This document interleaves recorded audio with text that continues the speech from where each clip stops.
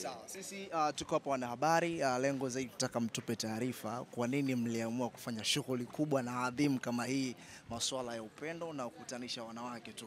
Tuanze Rijalo. Ubahuru Gala kama inavyosema yenyewe, lengo lilikuwa ni kukutanisha wanawake, kuondoa dhana inayosema adui wa mwanamke ni mwanamke. Na ndio maana kama umefuatilia tukio zima, hiyo ndio ilikuwa theme yetu. Tunataka wanawake waungane, tunataka wanawake wawe wamoja, tunataka wanawake washirikiane, tunataka wanawake wapambane. Tunataka mapambano yao wapeane fursa, wapeane michongo ili waweze kufanikiwa kwenye safari zao za kila siku. Kwa ndio lilikuwa lengo. Kwa hiyo leo tumevunja lile na tumefanikiwa kwa ukubwa. Nadhani wote mmeona watu wametuitikia, viongozi wa serikali, wakuu wa mikoa, wakuu wa wilaya, wakurugenzi, mawaziri, watu wa kila aina mliowaona hapa, wasanii, watu wengi maarufu wamekuja, lakini pia Clouds Media Group, wafanyakazi wake na viongozi wote walikuwepo hapa. Lengo ni kuhakikisha kwamba kweli tunavunja ile dhana ya kwamba adui wa mwanamke ni mwanamke. Na umeuliza why tumeamua kufanya hivi. Lulu ni rafiki yangu sana na ni mtu ambaye ananisupport sana. Watu wengi hawajui hichi kitu. Leo nataka niwaambie. Lulu Diva ndiye mtu maarufu wa kwanza mwanamke kuiposti Ubahuru. Hichi kitu watu wengi hawafahamu.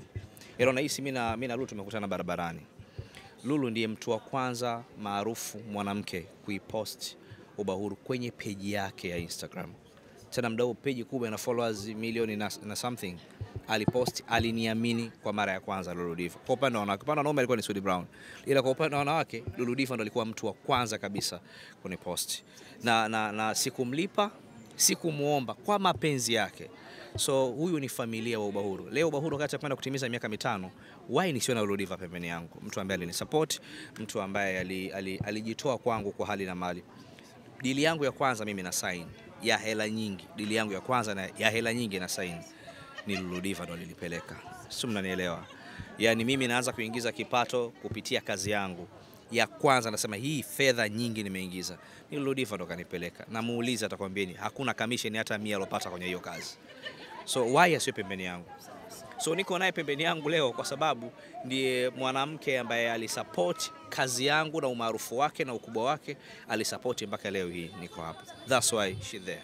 Lulu Diva, ukiwa kama mtu wa kwanza ambaye umesupport na umepost na mpaka hakisha leo miaka 5 imetimiza, ulitarajia haya matarajio ya miaka 5 na siku ya kwanza mpaka unapost uliwaza kufikia malengo haya mpaka ukaamua kufanya ambacho ulikifanya kipindi hicho?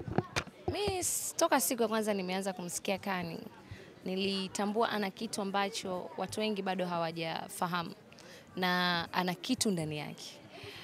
Kani ni mtu ambaye anaweza kulibeba jambo, analibeba kwa undani na likawa kubwa na likawagusa. Niliona hivyo hata kwenye baadhi tu ya vitu vyangu. Binafsi yangu mimi nimepitia vitu vingi sana. Na kuna nyakati ambazo nilipitia, nilipogeuka nyuma, nilikuta watu wote wamenikimbia.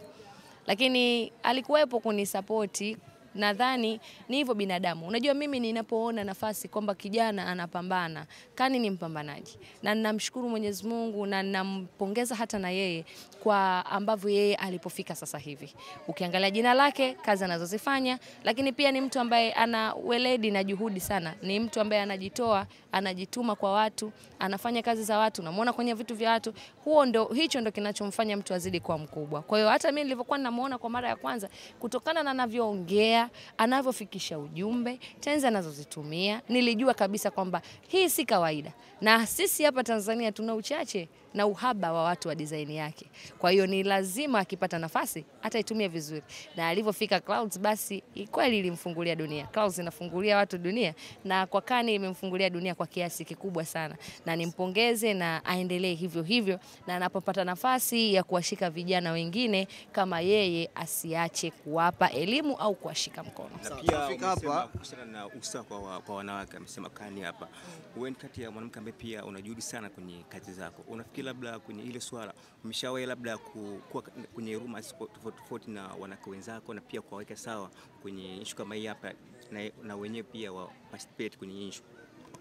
Sijaelewa swali, samahani. Inamaanisha kwamba yani wanawake tumeona kabisa kwamba mna sasa hivi kidogo mna nguvu kubwa sana kwenye jamii. Mshauri labda kuwashirikisha wanawake tofauti, mikoa tofauti na kuliweka sawa hii swala kama hili?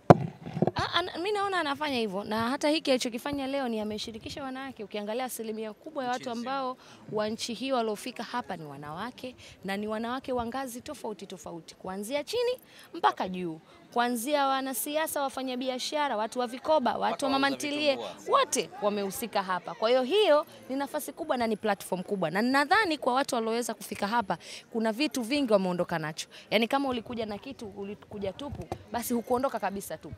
Utaondoka kuna kitu kimoja hapo umeondoka nacho. Aidha umeondoka na namba ya mtu ambaye unajua hatakusaidia kesho, au umeondoka na maneno ambayo yameambiwa pale ambayo ni ya busara. Umepata chakula cha ubongo, umepata chakula cha kichwa, cha akili. Kwa hiyo mimi nadhani kwa hii ni platform kubwa ambayo amewafungulia watu wengi sana. Na naamini hata mimi binafsi nilivyokuja na ninavyoondoka ni tofauti. Nimejifunza vitu vingi, nimemsikia Aunty Mazdat pale alivyokuwa anaongea. Nimeondoka na kitu na ninajua kabisa nikienda kukifanyia kazi basi nitakuwa zaidi ya hapa. Sawa, wakati mnaingia hapa sisi tukajiuliza, kwa sababu miaka na miaka sasa hivi Lulu Diva na Khan Mbaruk na mahusiano na watu wanatambua hivyo. Amevunja hiyo kauli hapa, amesema ni marafiki, mmesapotiana kwa muda mrefu. Wakati mnaingia hapa tulikuwa tunasema Ramadhani tunaingia pamoja. Sasa hivi mmetuambia ndugu, mnatuchanganya. Sasa jamani, sisi ni ndugu. Kwanza undugu wetu unaanza kwanza, sisi ni watoto wa Kiislamu wote. Na Waislamu wote ni ndugu. Alafu kija pia na sisi tunavyoishi mimi na yeye, huyu ni ndugu yangu, ni rafiki yangu. Lakini yeye ni Muislamu huyu. Ana mke nadhani, lakini Waislamu wanasema mimi namuongelea kanisa, sinajua. Mmeniuliza mie. Dini yangu inaruhusu wake wanne. Ikiwa hapo na mimi nikiwa na nafasi, labda nafasi haijajaa. Mkini nikiona kwamba Kani nimeridhika, why not? Kani Na Khan kwako? Why not? Katika Juma Lokole amepost, nafikiri itakuwa umeiona, amesema Lulu Diva ameharibu kwa uozo na wema, amerudi kwa Khan Mbaruk. Sasa mimi nitakuwa nimeharibu nini? Sasa hilo swali si langu, hilo ni la Juma.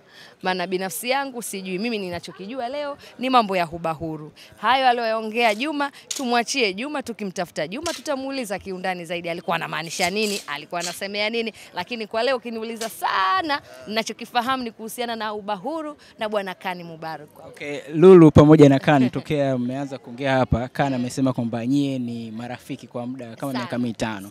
So najaribu kujiuliza hapa, kipindi mitandao inaandika kwamba Lulu na Khan ni wapenzi, wewe ulikuwa na mpenzi wako na huyu ana familia na ana mke, pengine haikuwahi kuleta shida kwenye ndoa zenu? Hakuna upuuzi, kwa sababu Lulu anafahamika nyumbani kwangu. Mke wangu anamjua Lulu, watoto wangu wanamjua Lulu Diva. So why mke wangu aanze kufikiria hicho kitu? Lakini pia wivu lazima awe nao yule mke, na huyu hiki chuma si unakiona? Chuma kweli. Na mimi mwana vitu vipo.